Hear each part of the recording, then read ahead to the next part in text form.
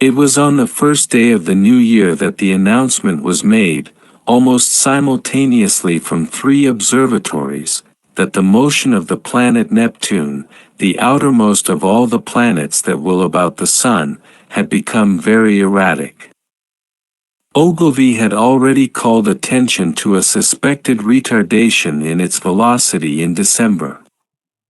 Such a piece of news was scarcely calculated to interest a world the greater portion of whose inhabitants were unaware of the existence of the planet Neptune, nor outside the astronomical profession did the subsequent discovery of a faint remote speck of light in the region of the perturbed planet cause any very great excitement.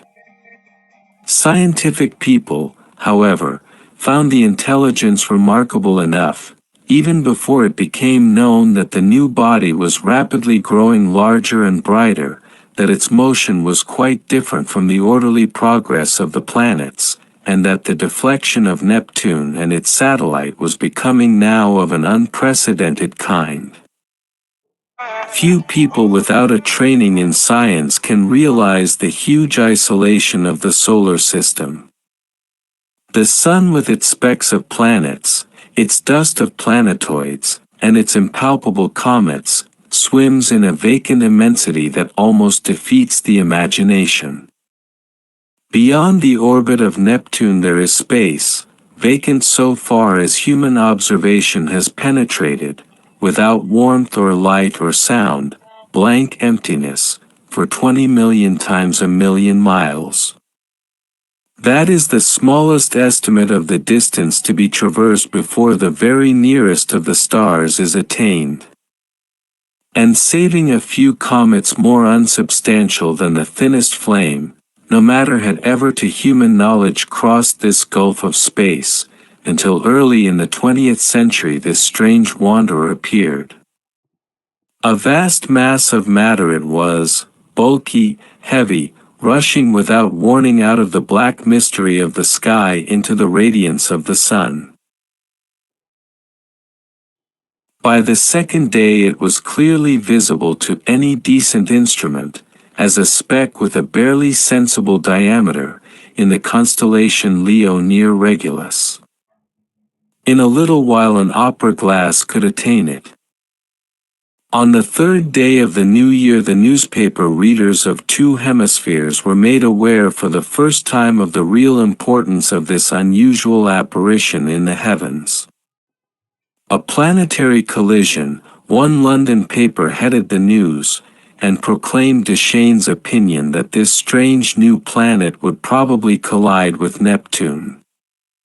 The leader writers enlarged upon the topic, so that in most of the capitals of the world, on January 3rd, there was an expectation, however vague, of some imminent phenomenon in the sky, and as the night followed the sunset round the globe, thousands of men turned their eyes skyward to see the old familiar stars just as they had always been.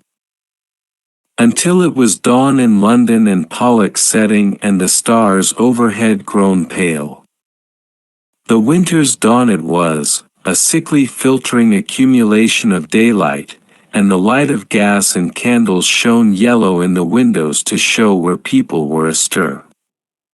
But the yawning policeman saw the thing, the busy crowds in the market stopped agape, workmen going to their work betimes, milkmen, the drivers of news carts, dissipation going home jaded and pale, homeless wanderers, sentinels on their beats, and in the country, laborers trudging afield, poachers slinking home, all over the dusky quickening country it could be seen, and out at sea by seamen watching for the day, a great white star comes suddenly into the westward sky.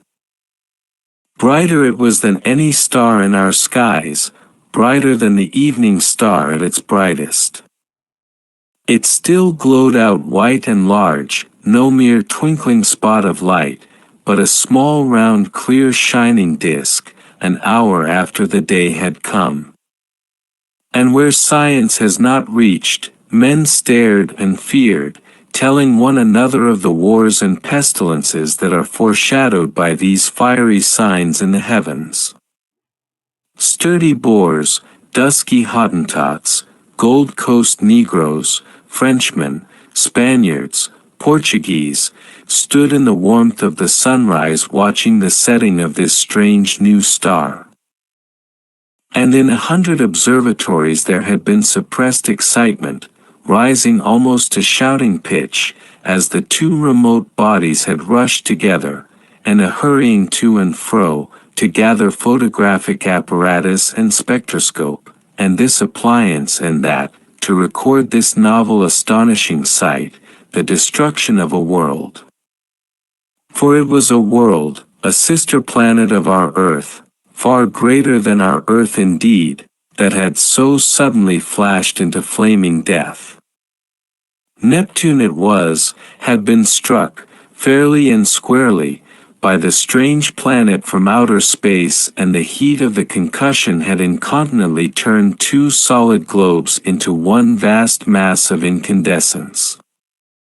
Round the world that day, 2 hours before the dawn, went the pallid great white star, fading only as it sank westward and the sun mounted above it. Everywhere men marveled at it, but of all those who saw it none could have marveled more than those sailors, habitual watchers of the stars, who far away at sea had heard nothing of its advent and saw it now rise like a pygmy moon and climb zenithward and hang overhead and sink westward with the passing of the night. And when next it rose over Europe, everywhere were crowds of watchers on hilly slopes, on house roofs, in open spaces, staring eastward for the rising of the great new star. It rose with a white glow in front of it, like the glare of a white fire, and those who had seen it come into existence the night before cried out at the sight of it. "It is larger," they cried. "It is brighter." And, indeed, the moon, a quarter full and sinking in the west, was in its apparent size beyond comparison, but scarcely in all its breadth had it as much brightness now as the little circle of the strange new star. "It is brighter," cried the people clustering in the streets. But in the dim observatories the watchers held their breath and peered at one another. "It is nearer," they said. "Nearer." And voice after voice repeated, "It is nearer," and the clicking telegraph took that up, and it trembled along telephone wires, and in 1,000 cities grimy compositors fingered the type. "It is nearer." Men writing in offices, struck with a strange realization, flung down their pens. Men talking in 1,000 places suddenly came upon a grotesque possibility in those words, "It is nearer." It hurried along wakening streets, it was shouted down the frost-stilled ways of quiet villages. Men who had read these things from the throbbing tape stood in yellow-lit doorways shouting the news to the passers-by. "It is nearer."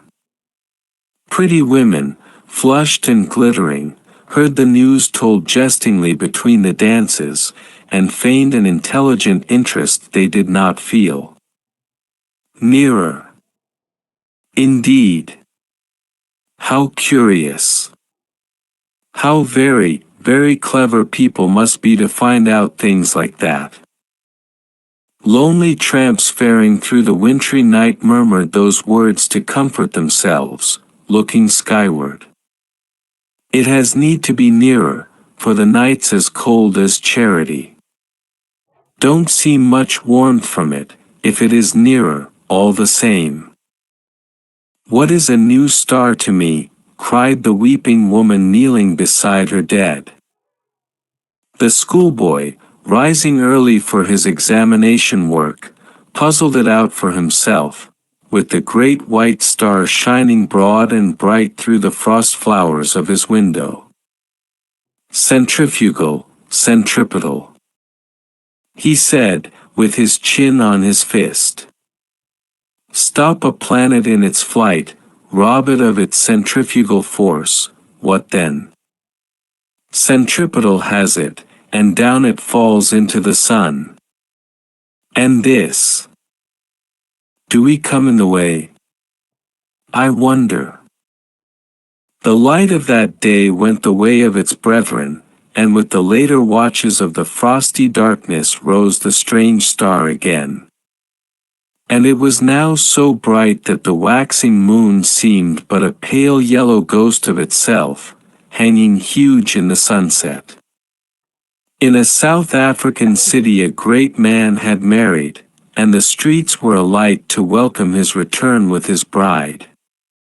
Even the skies have illuminated, said the flatterer. Under Capricorn, two Negro lovers, daring the wild beasts and evil spirits, for love of one another, crouched together in a cane brake where the fireflies hovered. That is our star, they whispered, and felt strangely comforted by the sweet brilliance of its light. The master mathematician sat in his private room and pushed the papers from him. His calculations were already finished. In a small white phial there still remained a little of the drug that had kept him awake and active for 4 long nights. Each day, serene, explicit, patient as ever, he had given his lecture to his students, and then had come back at once to this momentous calculation. His face was grave, a little drawn and hectic from his drugged activity. For some time he seemed lost in thought. Then he went to the window, and the blind went up with a click. Halfway up the sky, over the clustering roofs, chimneys and steeples of the city, hung the star. He looked at it as one might look into the eyes of a brave enemy. "You may kill me," he said after a silence. "But I can hold you, and all the universe for that matter, in the grip of this little brain. I would not change. Even now." He looked at the little phial. "There will be no need of sleep again," he said. The next day at noon, punctual to the minute, he entered his lecture theater, put his hat on the end of the table as his habit was, and carefully selected a large piece of chalk. It was a joke among his students that he could not lecture without that piece of chalk to fumble in his fingers, and once he had been stricken to impotence by their hiding his supply. He came and looked under his gray eyebrows at the rising tiers of young fresh faces, and spoke with his accustomed studied commonness of phrasing. "Circumstances have arisen, circumstances beyond my control," he said and paused, "which will debar me from completing the course I had designed. It would seem, gentlemen, if I may put the thing clearly and briefly, that man has lived in vain." The students glanced at one another. Had they heard aright? Mad? Raised eyebrows and grinning lips there were, but 1 or 2 faces remained intent upon his calm gray-fringed face. "It will be interesting," he was saying, "to devote this morning to an exposition, so far as I can make it clear to you, of the calculations that have led me to this conclusion. Let us assume." He turned towards the blackboard, meditating a diagram in the way that was usual to him. "What was that about, lived in vain?" whispered one student to another. "Listen," said the other, nodding towards the lecturer. And presently they began to understand. That night the star rose later, for its proper eastward motion had carried it some way across Leo towards Virgo, and its brightness was so great that the sky became a luminous blue as it rose, and every star was hidden in its turn, save only Jupiter near the zenith, Capella, Aldebaran, Sirius, and the pointers of the Bear. It was very white and beautiful. In many parts of the world that night a pallid halo encircled it about. It was perceptibly larger. In the clear refractive sky of the tropics it seemed as if it were nearly a quarter the size of the moon. The frost was still on the ground in England, but the world was as brightly lit as if it were midsummer moonlight. One could see to read quite ordinary print by that cold clear light, and in the cities the lamps burnt yellow and wan. And everywhere the world was awake that night, and throughout Christendom a sombre murmur hung in the keen air over the countryside like the belling of bees in the heather, and this murmurous tumult grew to a clangor in the cities. It was the tolling of the bells in a million belfry towers and steeples, summoning the people to sleep no more, to sin no more, but to gather in their churches and pray. And overhead, growing larger and brighter as the earth rolled on its way and the night passed, rose the dazzling star. And the streets and houses were alight in all the cities, the shipyards glared, and whatever roads led to high country were lit and crowded all night long. And in all the seas about the civilized lands, ships with throbbing engines, and ships with bellying sails, crowded with men and living creatures, were standing out to ocean and the north. For already the warning of the master mathematician had been telegraphed all over the world, and translated into 100 tongues. The new planet and Neptune, locked in a fiery embrace, were whirling headlong, ever faster and faster towards the sun. Already every second this blazing mass flew 100 miles, and every second its terrific velocity increased. As it flew now, indeed, it must pass 100 million of miles wide of the earth and scarcely affect it. But near its destined path, as yet only slightly perturbed, spun the mighty planet Jupiter and his moons sweeping splendid round the sun. Every moment now the attraction between the fiery star and the greatest of the planets grew stronger. And the result of that attraction? Inevitably Jupiter would be deflected from its orbit into an elliptical path, and the burning star, swung by his attraction wide of its sunward rush, would describe a curved path, and perhaps collide with, and certainly pass very close to, our Earth. Earthquakes, volcanic outbreaks, cyclones, sea waves, floods, and a steady rise in temperature to I know not what limit, so prophesied the master mathematician. And overhead, to carry out his words, lonely and cold and livid, blazed the star of the coming doom. To many who stared at it that night until their eyes ached, it seemed that it was visibly approaching. And that night, too, the weather changed, and the frost that had gripped all Central Europe and France and England softened towards a thaw. But you must not imagine, because I have spoken of people praying through the night and people going aboard ships and people fleeing toward mountainous country, that the whole world was already in a terror because of the star. As a matter of fact, use and wont still ruled the world, and save for the talk of idle moments and the splendor of the night, 9 human beings out of 10 were still busy at their common occupations.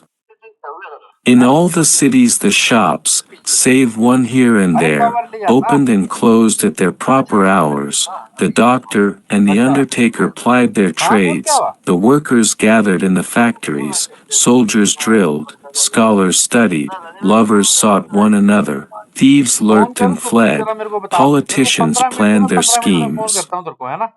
The presses of the newspapers roared through the night, and many a priest of this church and that would not open his holy building to further what he considered a foolish panic. The newspapers insisted on the lesson of the year 1000, for then too, people had anticipated the end. The star was no star, mere gas, a comet, and were it a star it could not possibly strike the earth. There was no precedent for such a thing. Common sense was sturdy everywhere, scornful, jesting, a little inclined to persecute the obdurate fearful. That night, at 7:15 by Greenwich time, the star would be at its nearest to Jupiter. Then the world would see the turn things would take.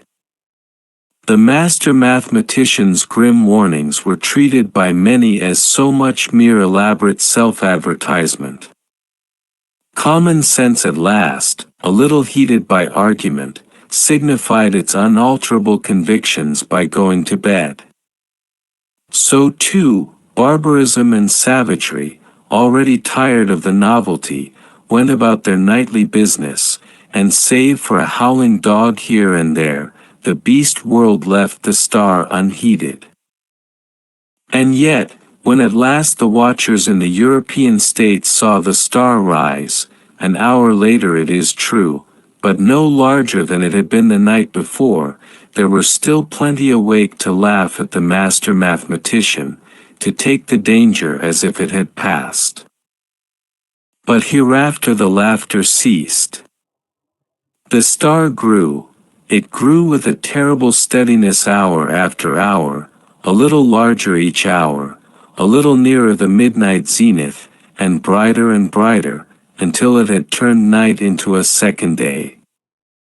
Had it come straight to the earth instead of in a curved path, had it lost no velocity to Jupiter, it must have leapt the intervening gulf in a day, but as it was it took 5 days altogether to come by our planet.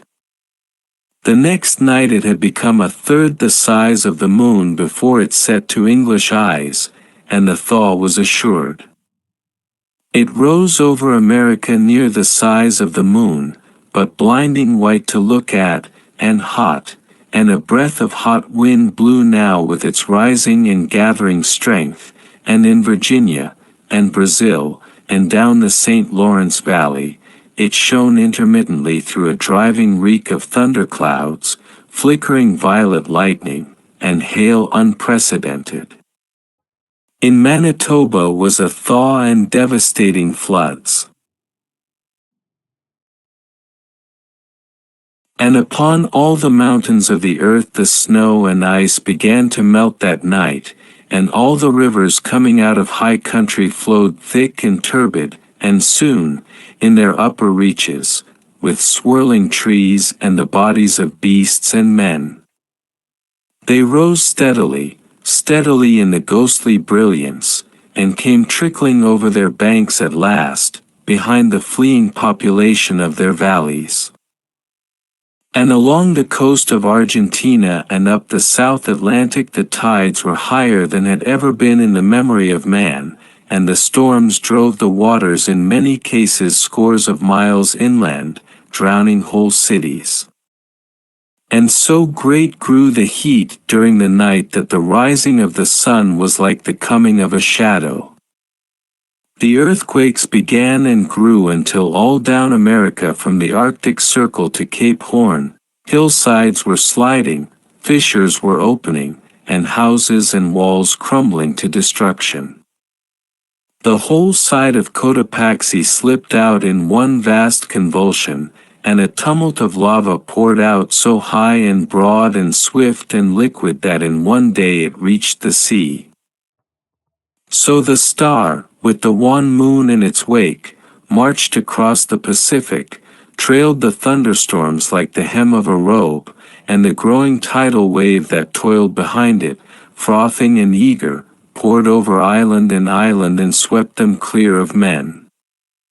Until that wave came at last, In a blinding light and with the breath of a furnace, swift and terrible it came, a wall of water, 50 feet high, roaring hungrily, upon the long coasts of Asia, and swept inland across the plains of China. For a space the star, hotter now and larger and brighter than the sun in its strength, showed with pitiless brilliance the wide and populous country, towns and villages with their pagodas and trees, roads, wide cultivated fields, millions of sleepless people staring in helpless terror at the incandescent sky, and then, low and growing, came the murmur of the flood.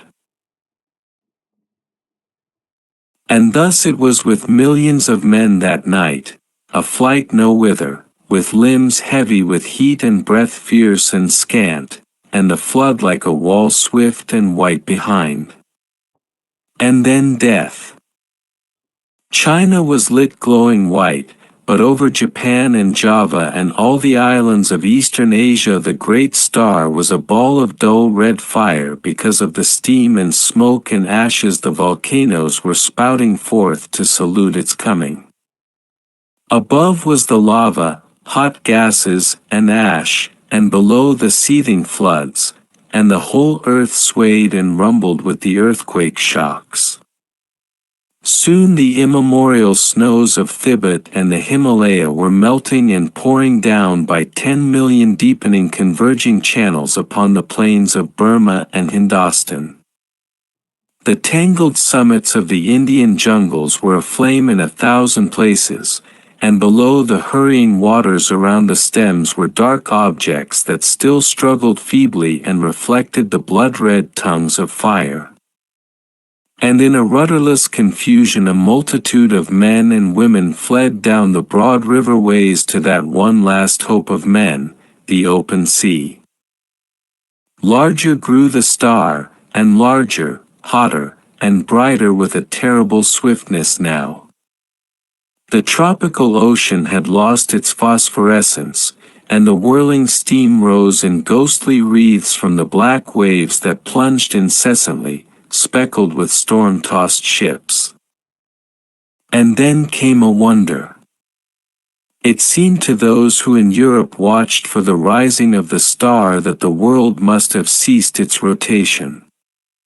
In 1,000 open spaces of down and upland the people who had fled thither from the floods and the falling houses and sliding slopes of hill watched for that rising in vain.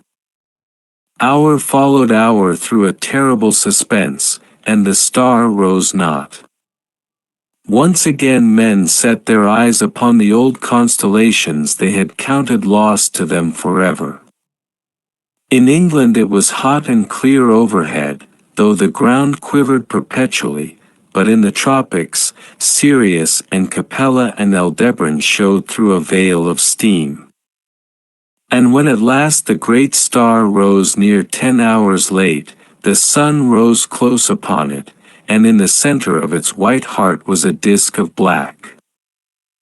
Over Asia it was the star had begun to fall behind the movement of the sky, and then suddenly, as it hung over India, its light had been veiled. All the plain of India from the mouth of the Indus to the mouths of the Ganges was a shallow waste of shining water that night, out of which rose temples and palaces, mounds and hills, black with people. Every minaret was a clustering mass of people, who fell one by one into the turbid waters, as heat and terror overcame them. The whole land seemed a-wailing, and suddenly there swept a shadow across that furnace of despair, and a breath of cold wind, and a gathering of clouds, out of the cooling air. Men looking up, near blinded, at the star, saw that a black disk was creeping across the light. It was the moon, coming between the star and the earth. And even as men cried to God at this respite, out of the east with a strange inexplicable swiftness sprang the sun. And then star, sun and moon rushed together across the heavens. So it was that presently, to the European watchers, star and sun rose close upon each other, drove headlong for a space and then slower, and at last came to rest. Star and sun merged into one glare of flame at the zenith of the sky. The moon no longer eclipsed the star but was lost to sight in the brilliance of the sky. And though those who were still alive regarded it for the most part with that dull stupidity that hunger, fatigue, heat, and despair engender, there were still men who could perceive the meaning of these signs. Star and earth had been at their nearest, had swung about one another, and the star had passed. Already it was receding, swifter and swifter, in the last stage of its headlong journey downward into the sun. And then the clouds gathered, blotting out the vision of the sky. The thunder and lightning wove a garment round the world. All over the earth was such a downpour of rain as men had never before seen, and where the volcanoes flared red against the cloud canopy there descended torrents of mud. Everywhere the waters were pouring off the land, leaving mud-silted ruins, and the earth littered like a storm-worn beach with all that had floated, and the dead bodies of the men and brutes, its children. For days the water streamed off the land, sweeping away soil and trees and houses in the way, and piling huge dikes and scooping out titanic gullies over the countryside. Those were the days of darkness that followed the star and the heat. All through them, and for many weeks and months, the earthquakes continued. But the star had passed, and men, hunger-driven and gathering courage only slowly, might creep back to their ruined cities, buried granaries, and sodden fields. Such few ships as had escaped the storms of that time came stunned and shattered and sounding their way cautiously through the new marks and shoals of once familiar ports. And as the storm subsided, men perceived that everywhere the days were hotter than of yore, and the sun larger, and the moon, shrunk to a third of its former size, took now 80 days between its new and next new moon. But of the new brotherhood that grew presently among men, of the saving of laws and books and machines, of the strange change that had come over Iceland and Greenland and the shores of Baffin's Bay, so that the sailors coming there presently found them green and gracious, and could scarce believe their eyes, this story does not tell. Nor of the movement of mankind now that the earth was hotter, northward and southward towards the poles of the earth. It concerns itself only with the coming and the passing of the star. The Martian astronomers, for there are astronomers on Mars, although they are very different beings from men, were naturally profoundly interested by these things. They saw them from their own standpoint, of course. Considering the mass and temperature of the missile that was flung through our solar system into the sun, one wrote, "It is astonishing what a little damage the Earth, which it missed so narrowly, has sustained. All the familiar continental markings and the masses of the seas remain intact, and indeed the only difference seems to be a shrinkage of the white discoloration, supposed to be frozen water, round either pole. Which only shows how small the vastest of human catastrophes may seem, at a distance of a few million miles."